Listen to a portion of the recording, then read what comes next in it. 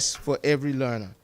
And I wanted to start off the conversation by asking a question that pertained to Dr. Mills's presentation. I wanted a member of the panel to tell us, is it possible, having heard from the keynote speaker, is it possible to achieve success for every learner in a diversified society such as ours? Dr. Mills made note of the kind of diversity that exists within our classrooms. He even gave data to support his claims.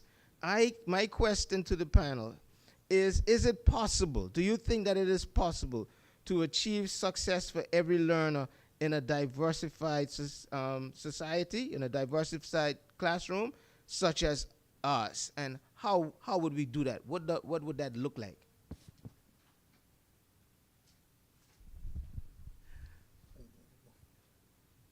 We're waiting for somebody to answer. I'm going to take the first stab at it. I believe by the mere fact that we're here this evening at the symposium,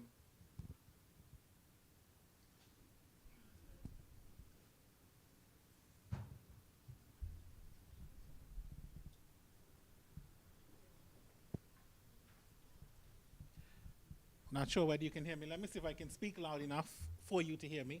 And then those who are joining us. And let me say, Mr. Gala, we'll recognize the people who are listening in via the link that we're sharing. The mere fact that we're here in a symposium such as this confirms that we believe that success for every learner in the Turks and Caicos Islands is possible. Otherwise, we would not have been here. We would have declared it a foregone conclusion that it cannot be done, and we would not have wasted our time to come to a setting like this. Very possible. And so the further question is exactly how do we go about doing that? How do we do that in this context, since we agree that it is possible? And I would imagine that we are doing some of those things already, but we need to do them, as Dr. Mills pointed out, consistently across the system.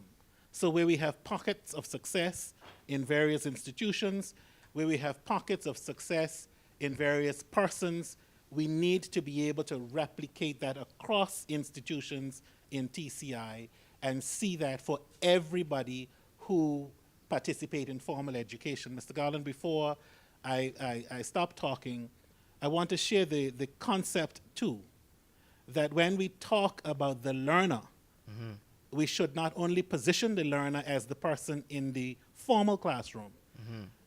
By the mere fact that I'm here, I'm a learner as well. And the system must cater for me as a learner as well. Yes, we have our compulsory school-age children, but I'm a learner in TCI, and the system should afford me an opportunity as well to be successful in my learning. Thank you, Chair. Ms. Bishop. Good afternoon or good evening, everyone. I would just like to piggyback on what Mr. Howell has already said and say that, of course, we are making strides in education in the Turks and Caicos. We're really still babies. So I would like to commend us on our efforts, the efforts that we have made so far. But one of the things that really was profound when I heard, there were a lot of things that he said, of course, were some heavy hitters.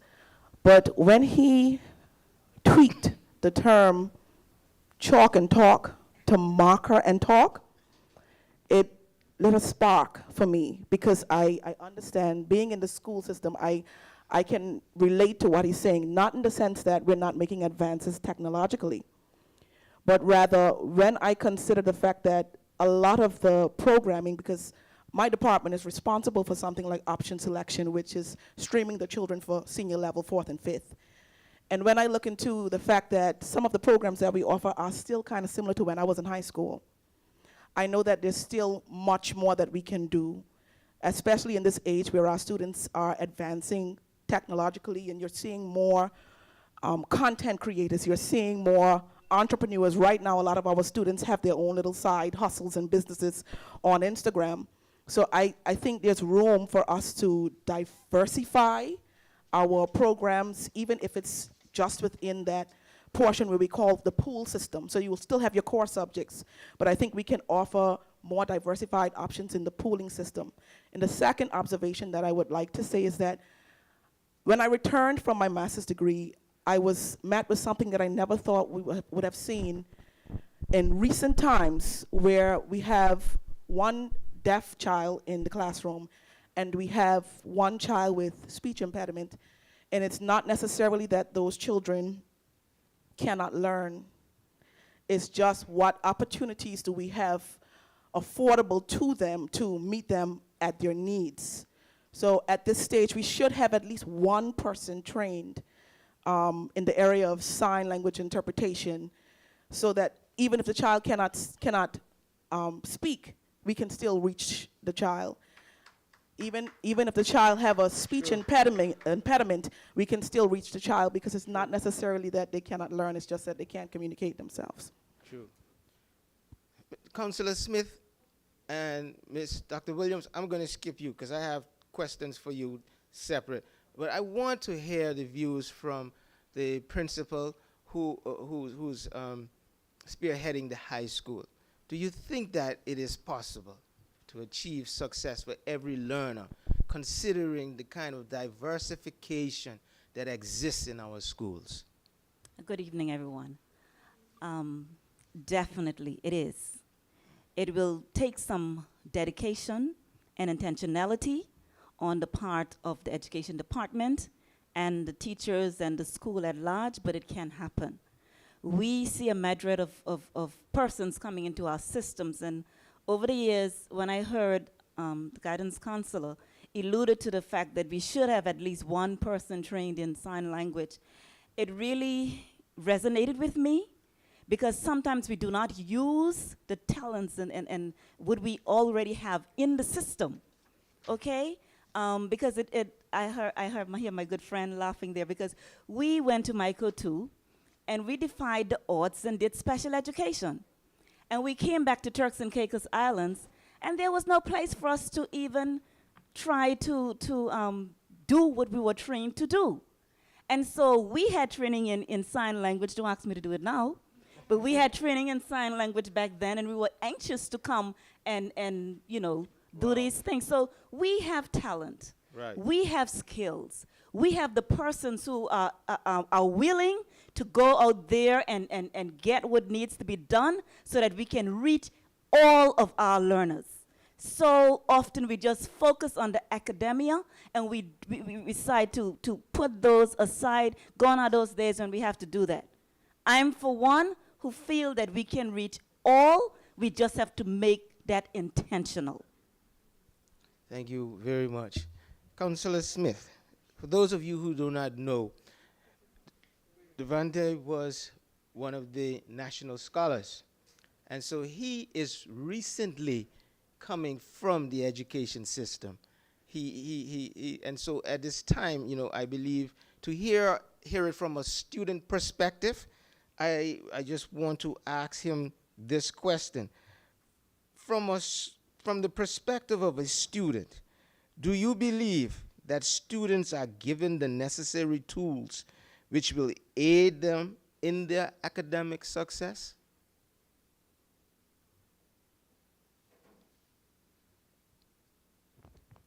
Thank you for the question. Good evening to everyone.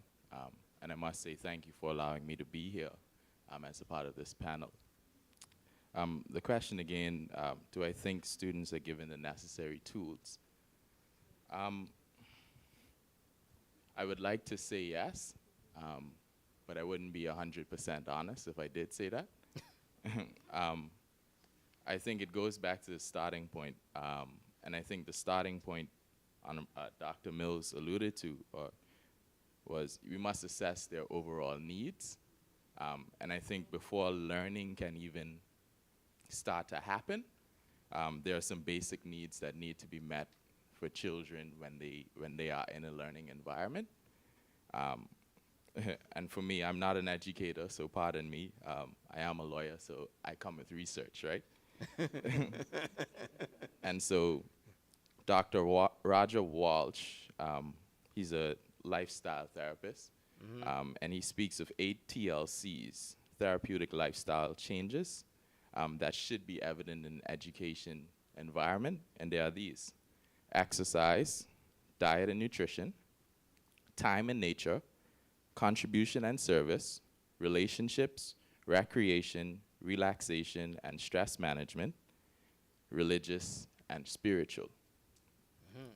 And I think whilst we get a bit of each of those in some education environments in the Turks and Caicos Islands, I don't think we get enough of all of them across the board.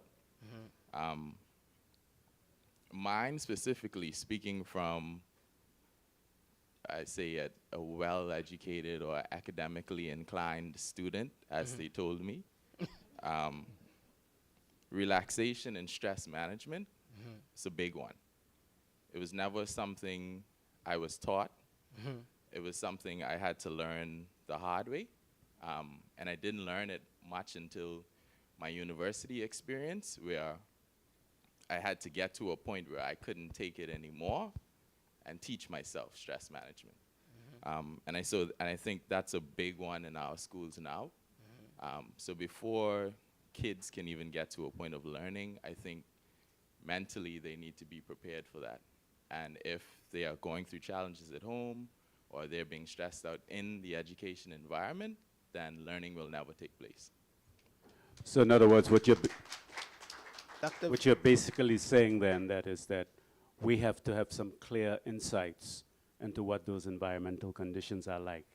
And until we know and understand what those are like, whatever we do in the school could possibly result in the student, through his or her, no fault of his or hers, failing. Because if we lack that understanding, you know, the child is coming to school hungry. The child is coming to school under stressful condition, father and mother quarreling and fussing and fighting. Those things will have psychological effects on the particular child. Anybody else want to chime in? Because I think that was an excellent point that Councillor Smith raised. I recall one morning while I was going to Clement Howell High School a couple of years ago, I was riding behind this car and I could see 3 heads in the back. I surmised that they were students, and at the front there were 2 persons. I figured that they were adults. And the car was just swerving and swerving and swerving. And me being from Grand Turk, nosy and all, I drove up on the side of the car and I saw the adults, a male driving and a female, they were having a fight on the way to school.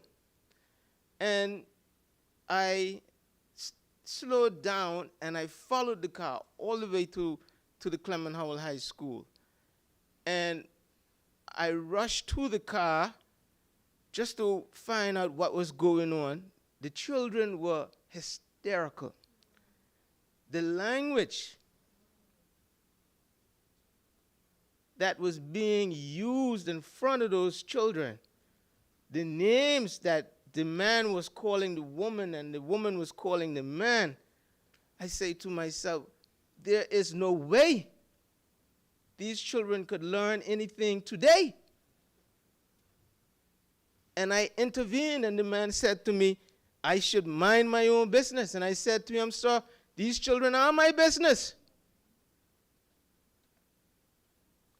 But it just goes back to the point that Councillor Smith raised. How do you expect for children to achieve success in an environment that is contentious? Do we know what kind of homes that they are coming from? And so a lot of the times we may make a lot of effort to have the best programs and the best policies, but how are those reaching the ones that are needed to be reached is the question. And so that leads me to my other, Dr. Mills, I have a very important question for you, but I'm coming to you.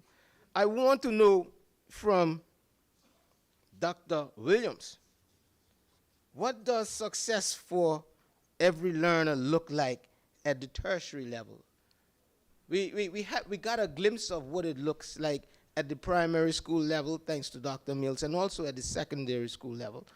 But now where students would have exited from high school and they're doing their own careers and that sort of thing, what does that look like at the tertiary level? Good evening, and thank you for the invitation. Success at the tertiary level, in my opinion, means having a system-wide view. It means then that we have to ensure that our system as a whole realizes its potential to create change for our learners. And this is done by catering to students' diverse needs. And Dr. Mills would have mentioned that in his keynote address. And when we speak about catering to students' diverse needs, this means that no single model of delivery will suit every group of learners or every type of programs. So even at the primary level, when we speak about students being hands-on and creating learning and activities to cater to their needs, the same is true for the tertiary level. Our students are just as diverse as at the tertiary level, and we need to be able to know what those needs are, and we need to know how it is that we cater to those needs. And one way of doing that is through stakeholder engagement. We have to engage our stakeholders to ensure that we know what their needs are as well, what they expect of our graduates, and how it is that we are meeting those needs. Okay. Yes, Dr. Mills. It's not really a question, but I know in the past, the college had a strong connection with industry. TCI is basically a service type, has a service type economy. In order to fulfill the needs of our student population, I also believe that there has to be a strong connection between the college and industry. And that is one of the reasons why, for example, Devon Cox, who I referred to, we had a work experience program at the college. And it was just not a part of the curriculum per se, but we sent Devon and James out to Soli. They worked with Soli during that specified period of time. But then during summertime, during Christmas time, Soli extended his services to them. The point I'm trying to make is that even when I was at Grace Bay Club, we had students from Clement Howell High School in our accounts department, in our purchasing department, and various departments from 4th form and 5th form students. My point is, I think learning has to be sometimes taken outside of the classroom. Yes. Right? And making that connection, because what position are we in to know that we're teaching accounts at the school, at Clement Howell High School, and the child goes to Grace Bay Club or comes to Beaches to work, and what you taught them for 3 years at Clement Howell High School is totally irrelevant. That is why it's essential to have that connection, and the college has to do that without reservations between the institution and industry. Yes, I totally endorse that, Dr. Mills. One of the things that we have done, all our programs at the associate and the bachelor's level, they have an internship component, which allows our students to be placed or immersed in the actual working environment. But I do agree that we do need to engage our stakeholders more. So, and also in terms of using the national skills audit to see where those gaps exist, we can make use of that data as well. Thank you. Sorry, if I could just Sure, you piggyback chime off in. of that. I completely agree. It's one of the points I wrote down just in preparation, because myself, I had an opportunity in fourth form to go out and do a week with Griffiths and Partners, my current employer. And it's there I met my mentor as well. And so it has completely changed my life and shaped my learning, and shaped the way that I think. I think there are many things that I learned in law school that I will never remember a day in my life. But the things I've learned in employment and at work will go with me for the rest of my life. So yeah, I'm a huge advocate for that as well. Very good. Very good. And you see how comfortable they are? I mean, it's like we rehearsed this, eh? But we didn't rehearse it. Mr. Howell, how can, a lot has been said about the curriculum. A lot has been said about the good of the curriculum, the inadequacy of the curriculum. How can the ministry and the Department of Education personalize or design the curriculum in such a way that it gives every learner an opportunity to be successful?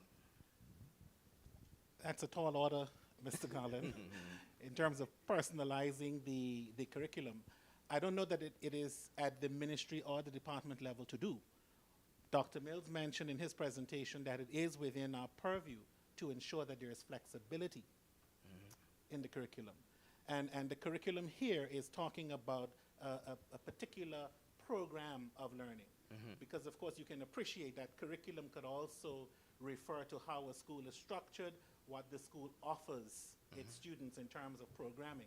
But if you're talking about a particular program of learning, at the school level, where the real exchange takes place between the teacher and the learner, or between the two learners together, one is facilitator, as we would coin it, one is younger learner, that is where flexibility lends itself. So I may not say that you must teach this topic in term 2, at the beginning of term 2. It's left up to the facilitator who facilitates learning to determine where is this child.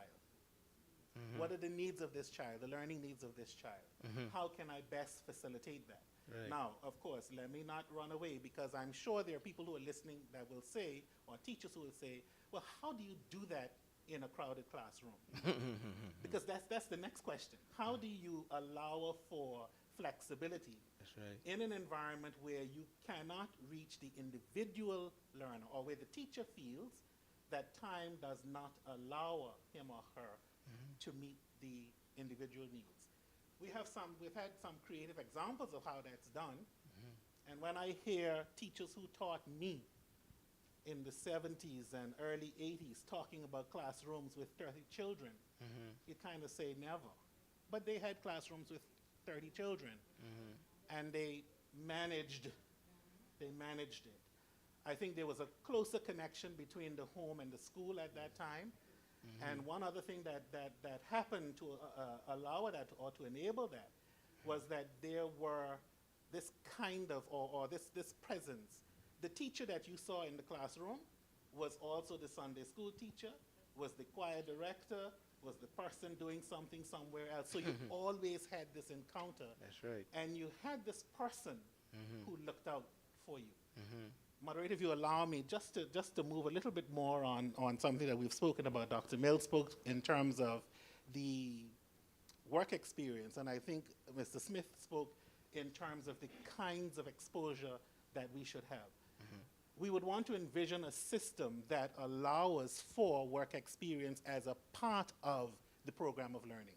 We would want to envision a system that allows for play.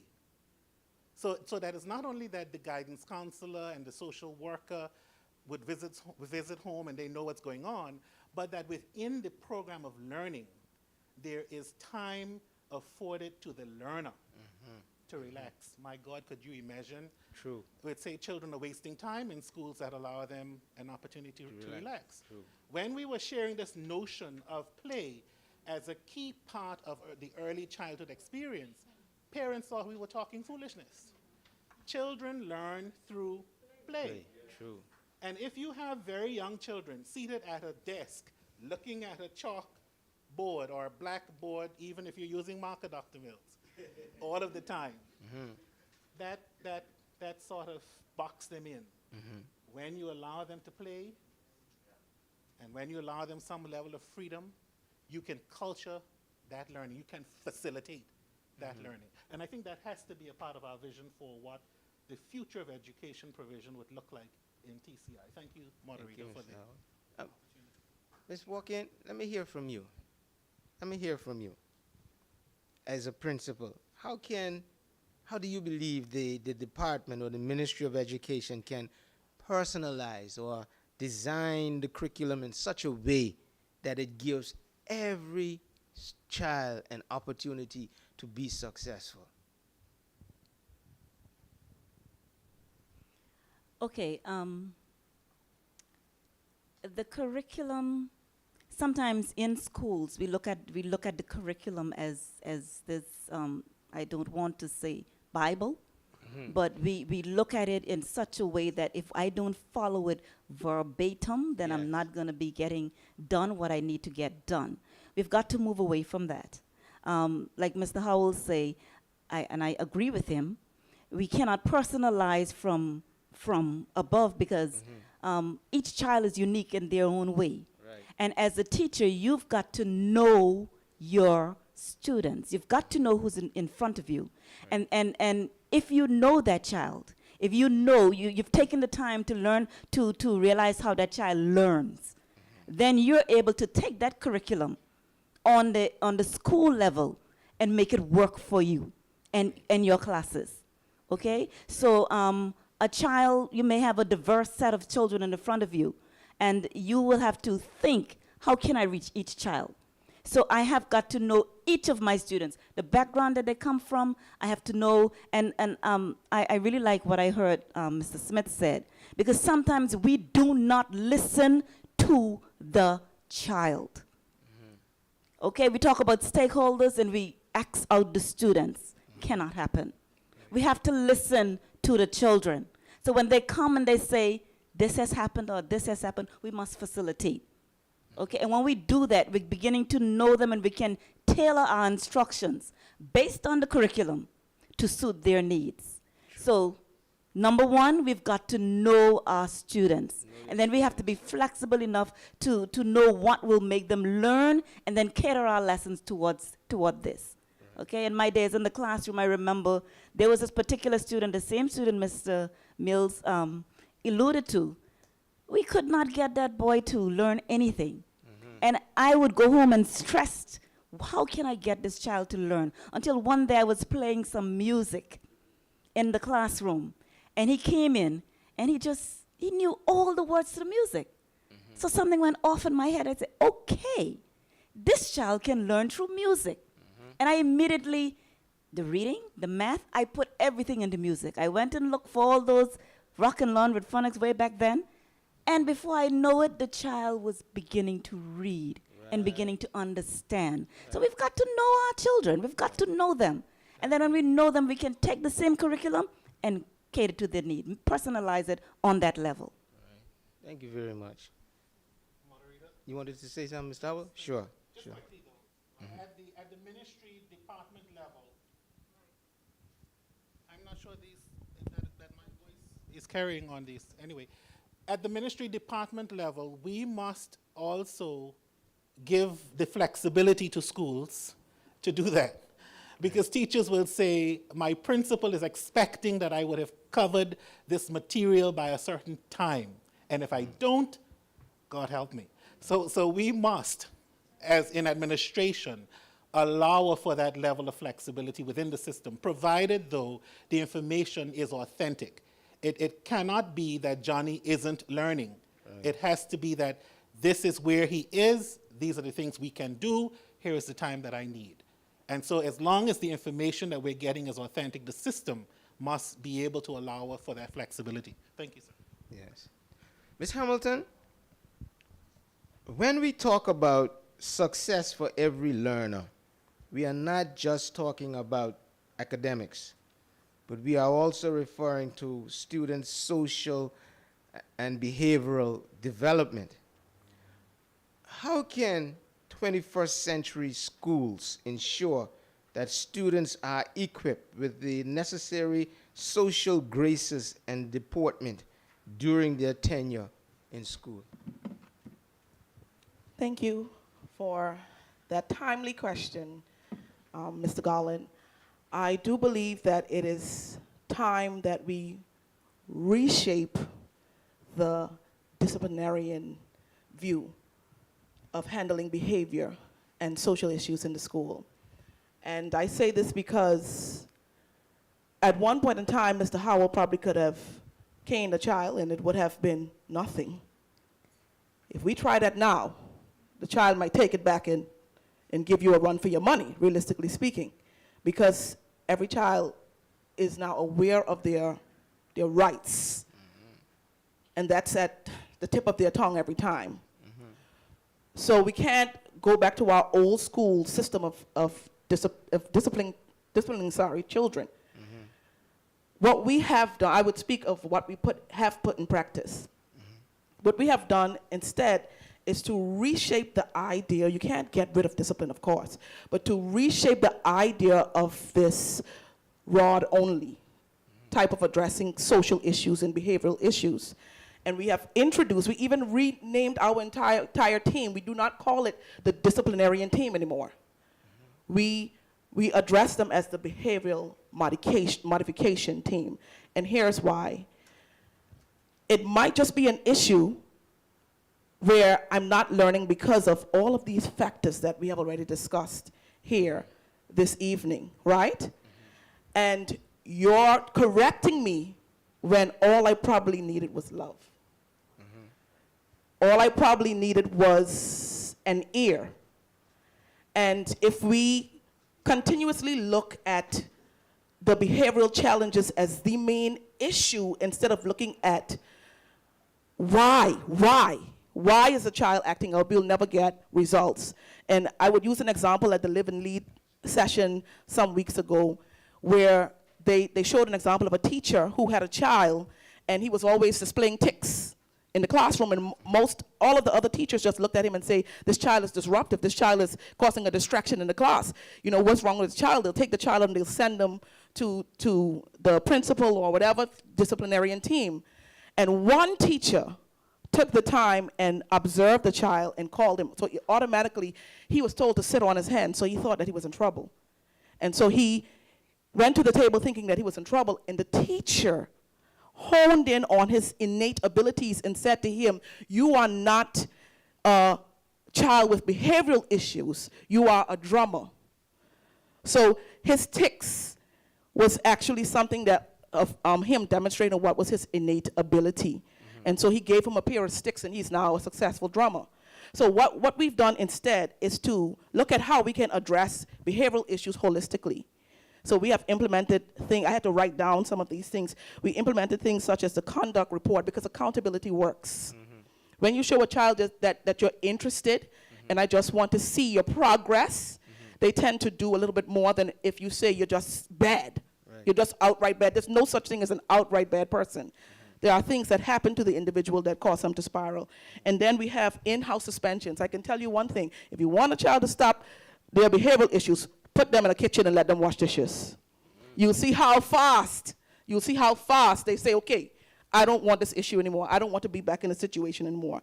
And then we've considered, we're now rolling out our mentorship program because it's just like what Dr. Candace say and Dr. Mills say and Mrs. Smith say, it's going to be the village effort. Right. It's going to be persons, and they're loud. They're speaking loud. They're saying to me, Mrs. Bishop, we don't want people who has never experienced what we experience. So even when he mentioned Mr. Devin Cox, I wrote down his name because they want to see persons who have had issues that they've been through and have succeeded, have surpassed those issues.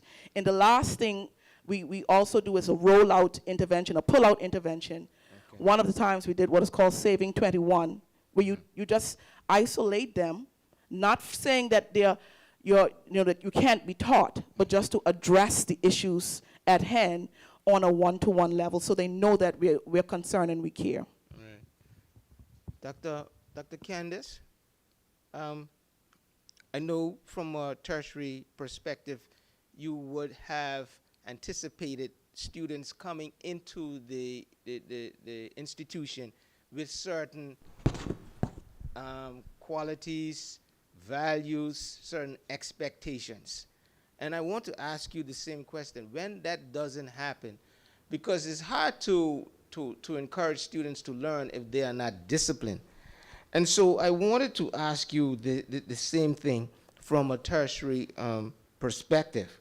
How, in addition to the academics, how do you go about encouraging positive social behavior, acceptable behavior in that institution with those young adults, knowing that they should have come into the institution with certain skills already, but it doesn't always happen? And how do you go about doing that and ensuring that they are successful in their pursuits for an education at the tertiary level? Okay, well, at the tertiary level, I must say we do not have many disciplinary issues. Okay. It would be along the lines of a lack of time management, not being able to transition into the tertiary level environment.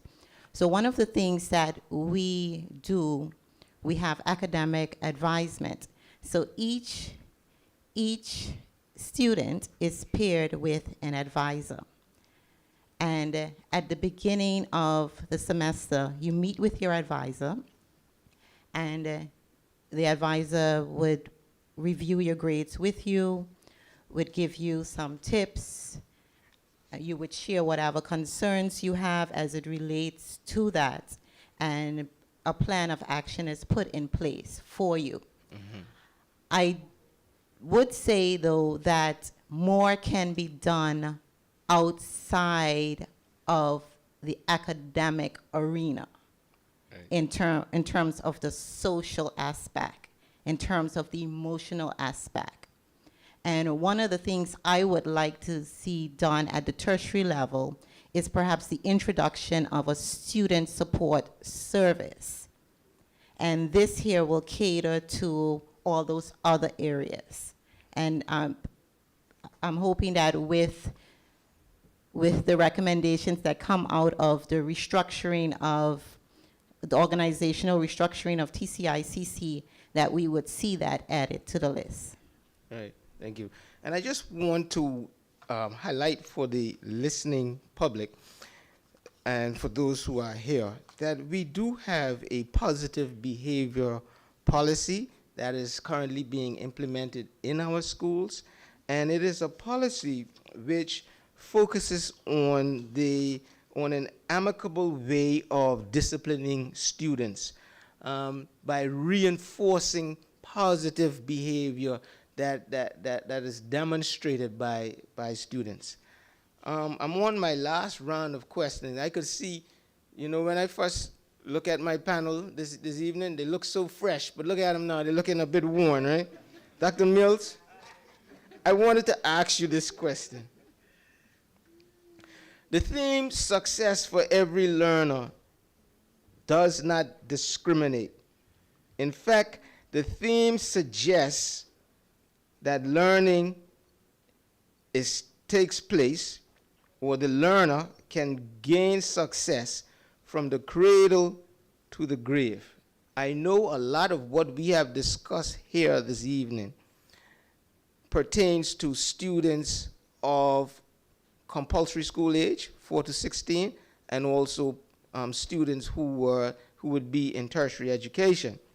But Dr. Mills, do you believe that it is important for the Ministry of Education, for the government of the Turks and Caicos Islands to invest in adult education? I'm talking about persons who are 50 years and older. The other day I went to look for my mother.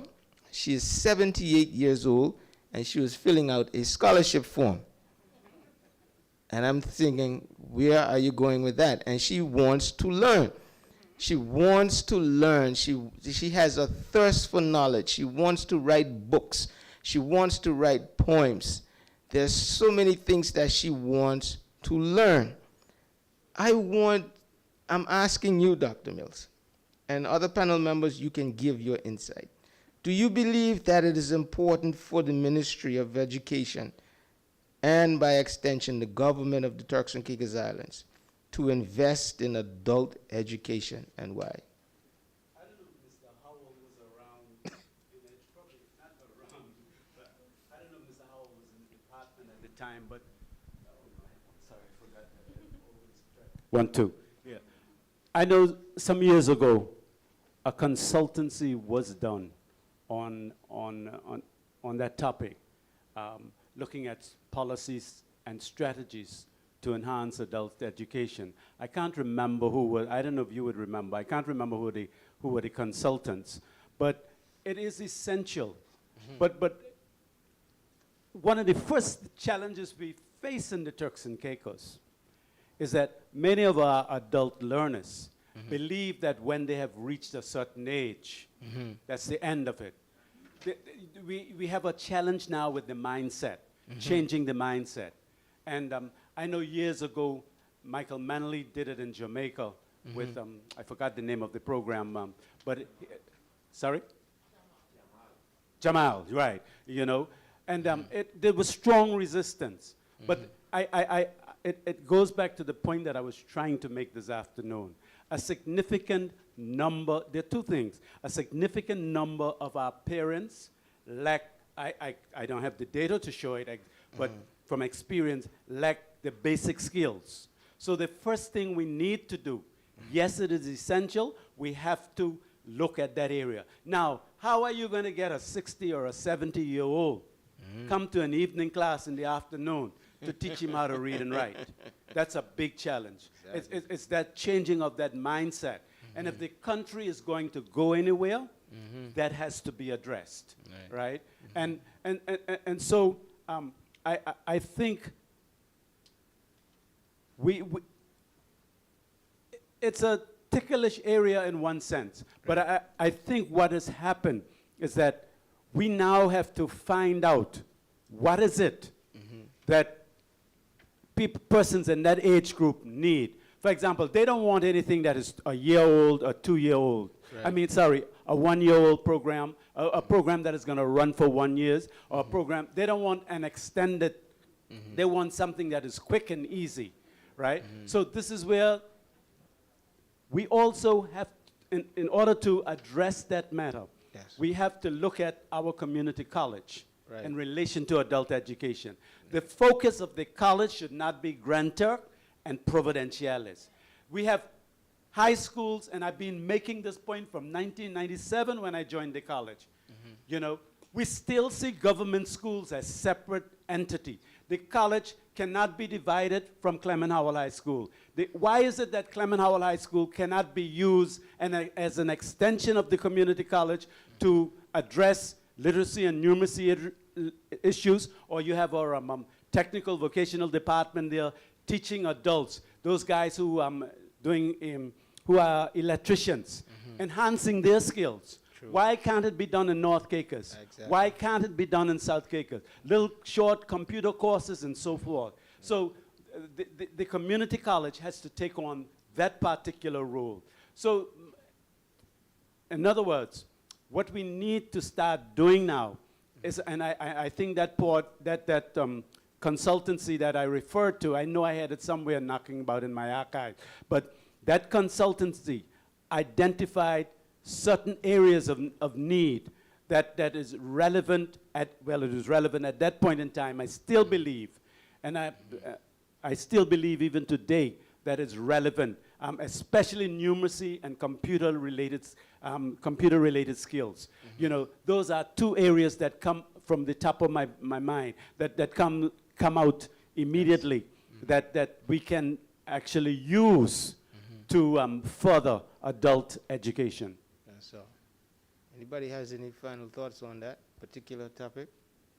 No, just to mention, Chair, that we have done what Dr. Mills mentioned. We've started working like that, Dr. Mills. You'd be happy to know that, where some of the high schools, and the college used Long Bay High or the Louis Garland Thomas High now, and I believe there is a memorandum of understanding with the Clement Howell High School now for the delivery of TVET, am I correct?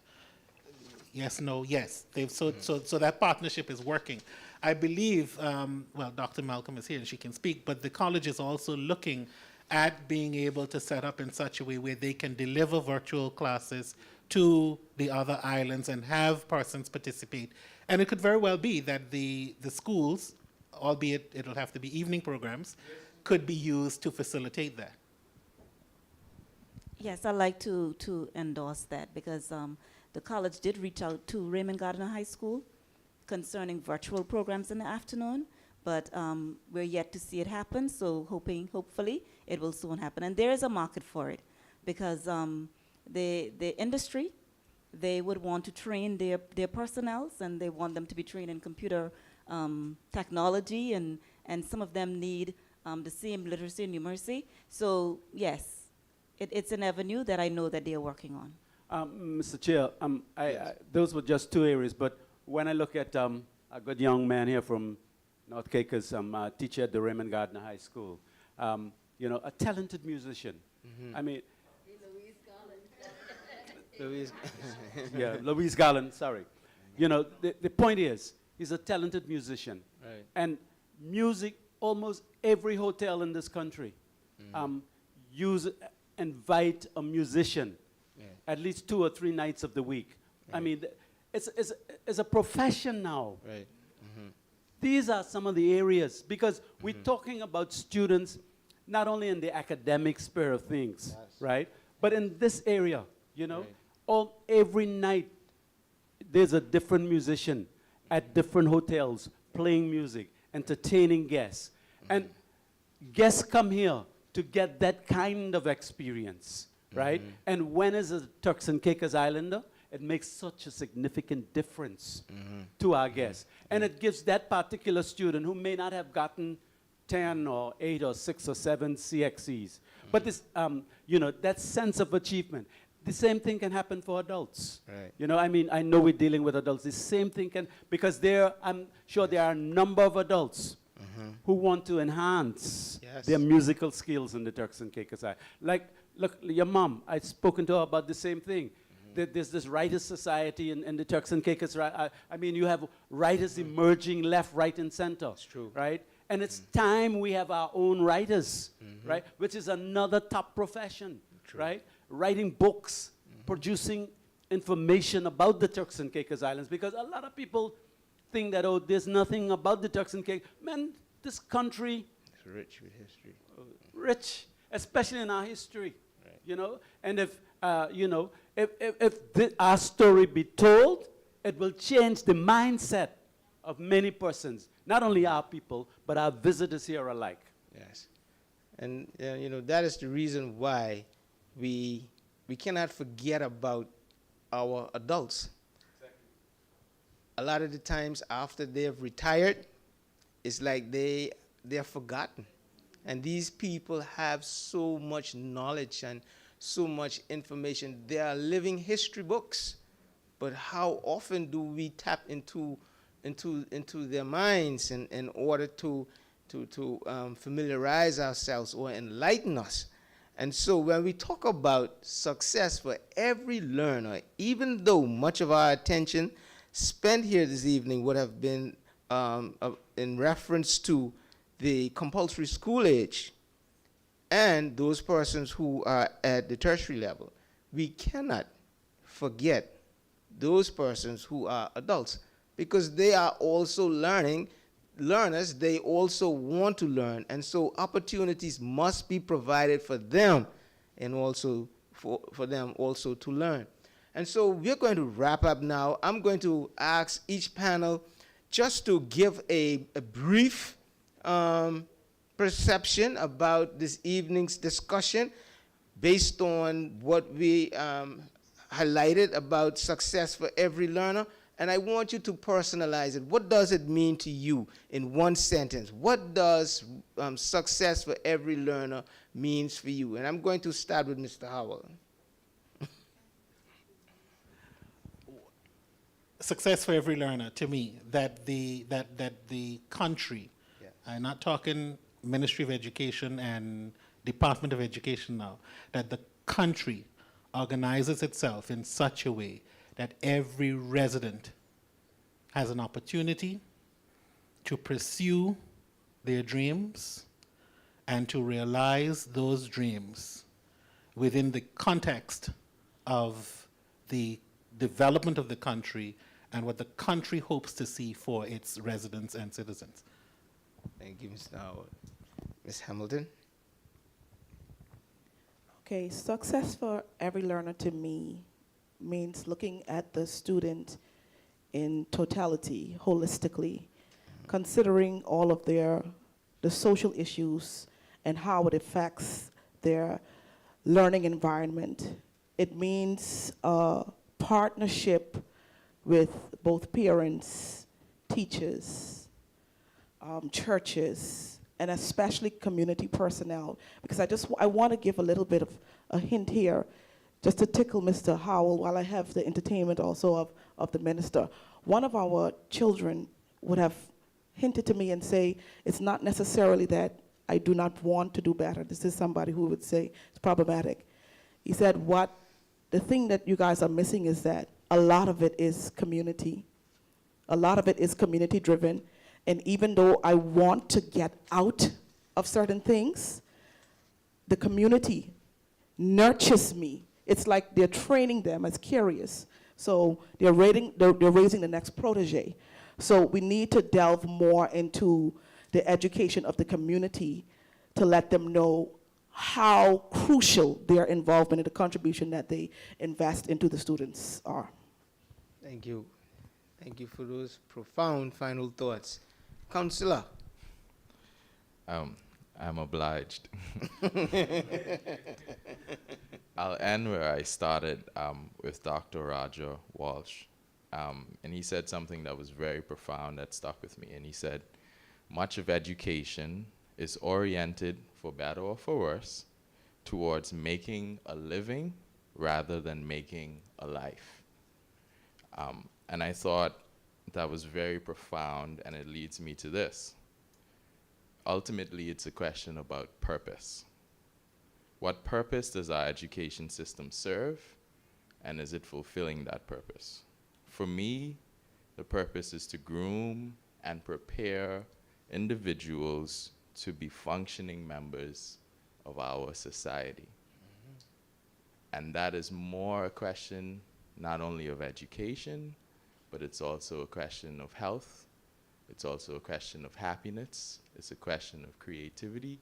And ultimately, it's a question of, am I fulfilling my purpose? And I think our education system should be geared to finding the individual's purpose in our society. Thank you, sir. Thank you very much. My final words: success for every learner means knowing where our learners are, the knowledge, the competencies, the dispositions they possess, knowing where they need to be, using a variety of approaches to cater to their diverse needs while achieving the learning outcomes that are tied to national goals, which will translate to them becoming effective citizens. Thank you. Yeah, I don't think I need to say anymore, because I want to agree with what Dr. Malcolm and Mr. Howell said. I support the whole idea of reaching students and getting from students what they see as their goals and aspiration, and having a system that caters to those goals and aspirations. Because if we don't cater to the goals and the aspirations and the desires of our students, we're going to find ourselves failing as a country. Mm-hmm. Right.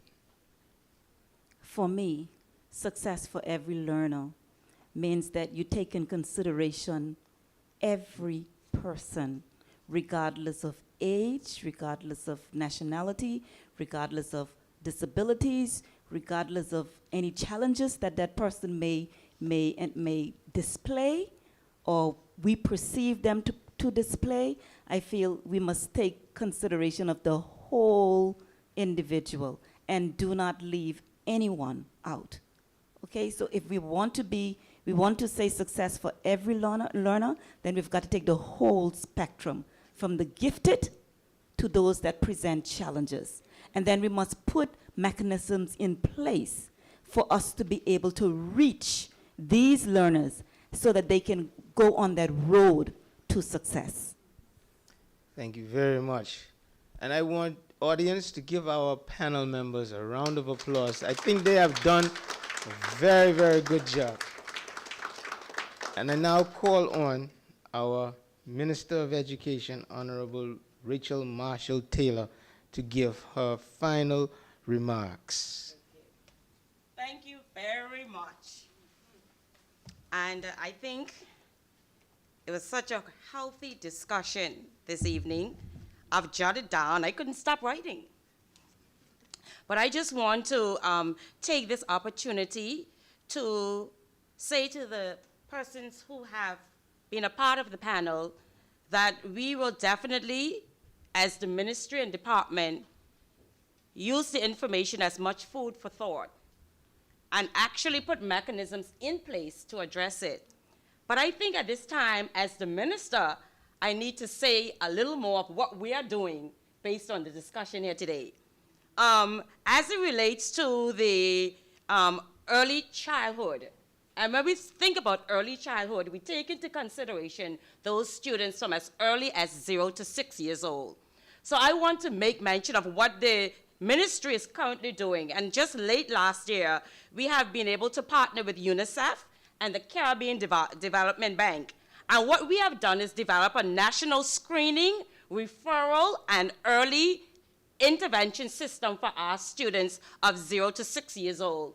And what it does, it provides us with the opportunity to identify those gaps in education and put mechanisms in place to ensure that our teachers are equipped to be able to serve these students.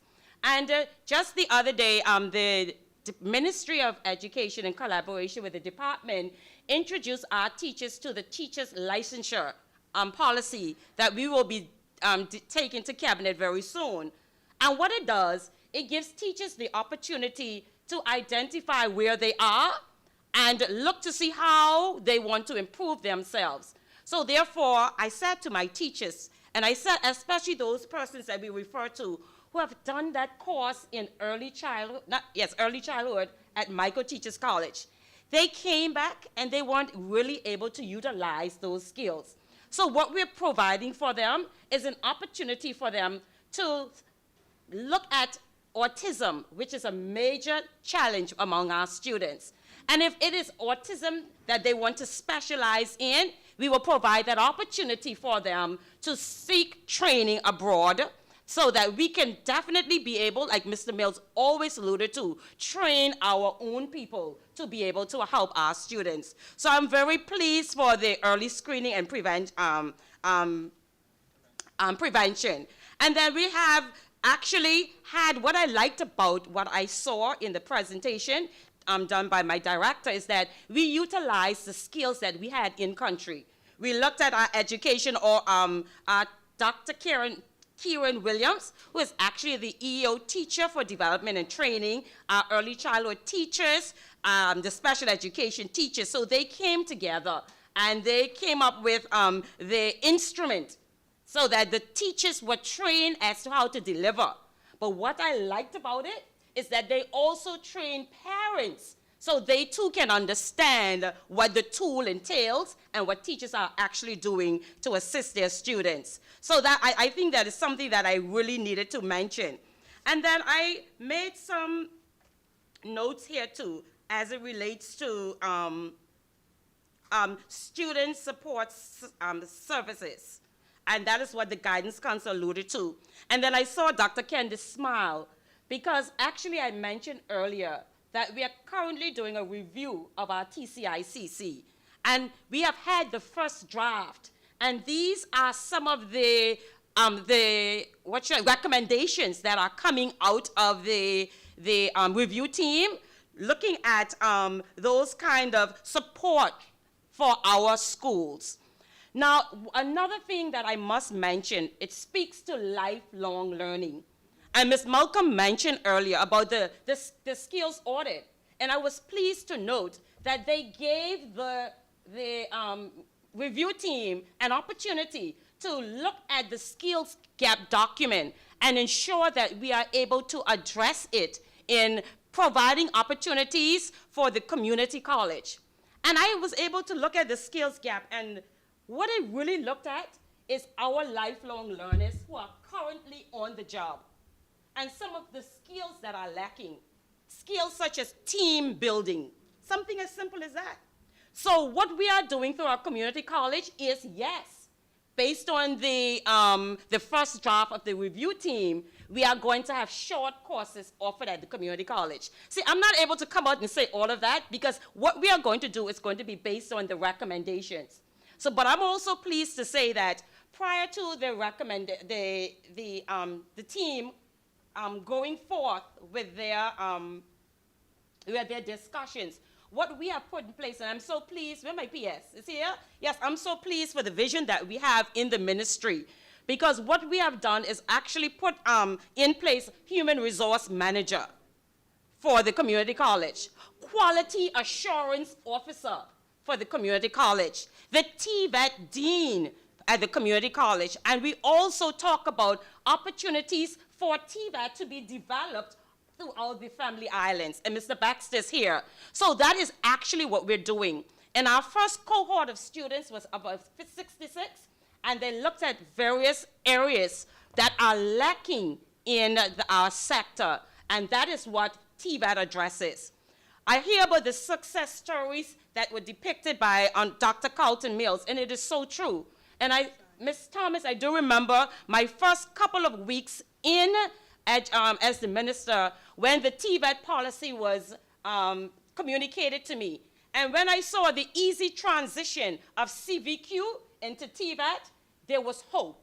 But the key thing is for us, we can have a lot of policies in place, but we have to ensure the effective delivery of and implementation of the policies. So those are some things that we definitely will be putting in place. And then I heard about the feeding of our students, ensuring that they have that healthy meal.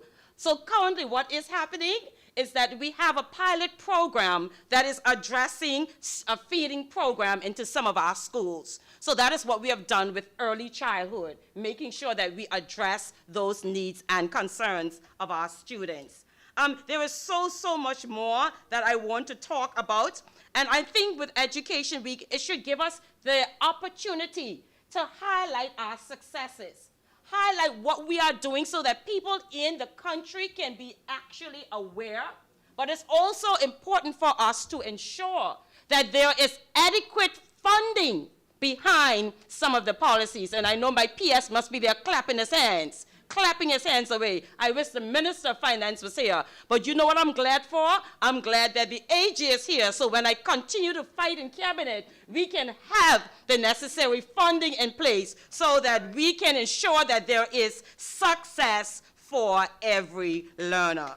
So those are, and while we are on that, I want to start with my last one, the daycare centers. Because Dr. Mills alluded to the fact that there are situations in our homes. Sometimes our children come to school at age 4, whereas the privileged students, the underprivileged students, they only come at 4, where the privileged start as early as 2 to 3. So what we have given our Ministry of Education the opportunity to develop a program, so therefore we can cater to these most vulnerable students so that there will be free access to daycare from as early as 0 to 3 years old. Our aim for phase 1 is to partner with institutions such as Mills Institute, Best Institute, that already have the program, and then we will venture into community daycare centers in our various communities. So I just want to say thank you very much. I appreciate it, and it is going to be paramount of us to work together. Partnership is critical in the delivery of our programs, and if we continue to tap into the resources that are available, we can move places. So once again, thank you. And to all those partners who are there listening, I am the minister who loves to. Ms. Thomas, what? The minister. Yeah, so I will. Ms. Thomas say beg. So we will definitely be out there seeking your support, and it was definitely a pleasure. I've written a lot, and there's a lot of food for thought. So thank you very much, and continue to have a blessed Education Week.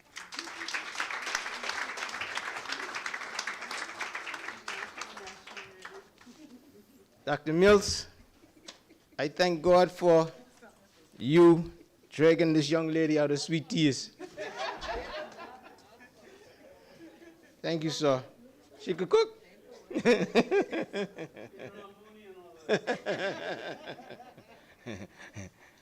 All right. The time has come where we now give thanks. And I'm going to call on the education officer for primary schools in Zone 1, Ms. Juliet Arthur Thurwell, to do just that.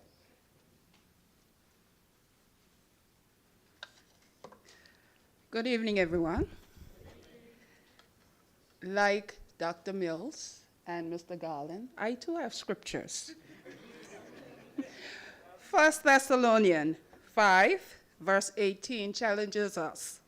Give thanks in all circumstances, for this is the will of God in Jesus Christ for us.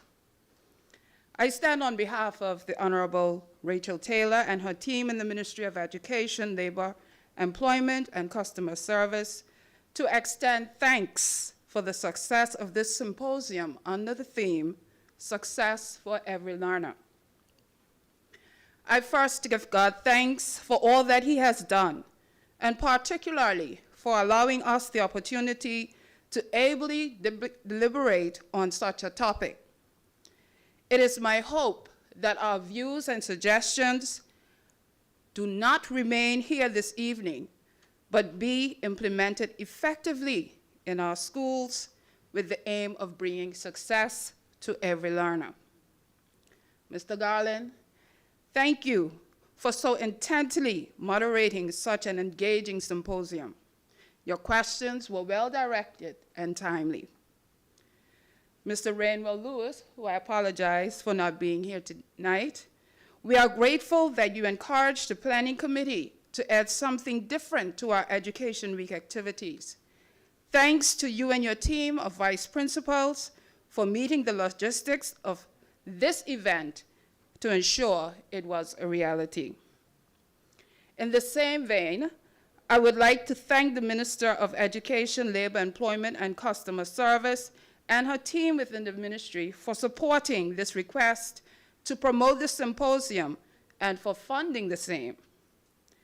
This is a well-received endorsement, and I know it is the preview of more scholarly discourse on education-related matters.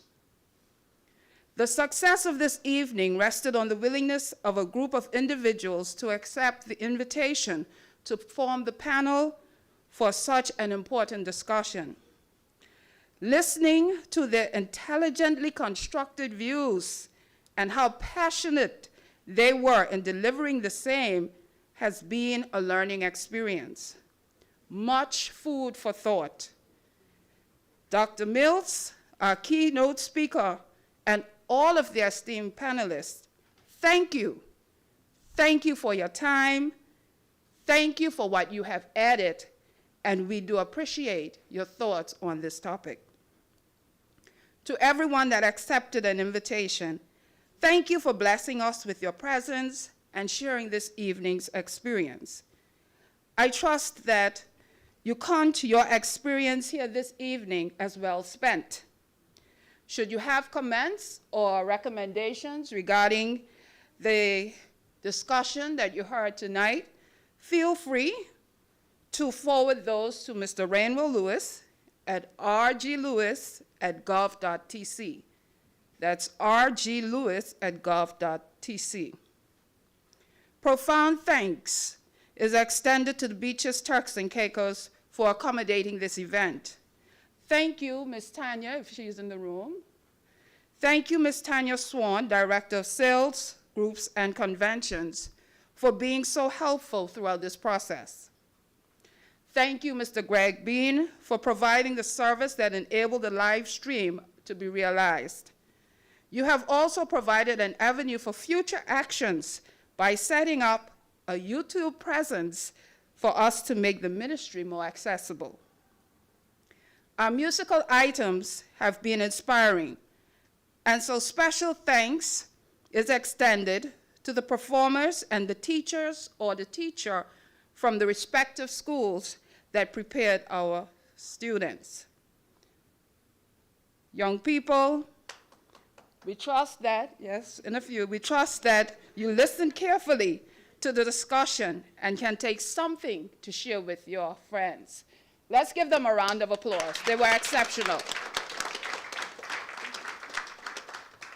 To anyone not mentioned, the absence of your name is in no way stating that your contribution is not of value. We appreciate you, and we ask God to continue to bless us. Success for every learner.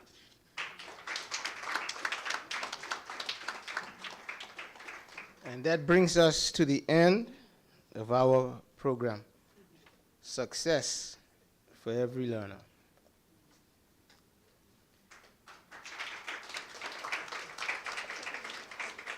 Just before you go, I was asked to remind you all and to invite you to the TVET exhibition at the Gustavus Lightburn Sports Complex tomorrow at 11 a.m. Right. Yeah.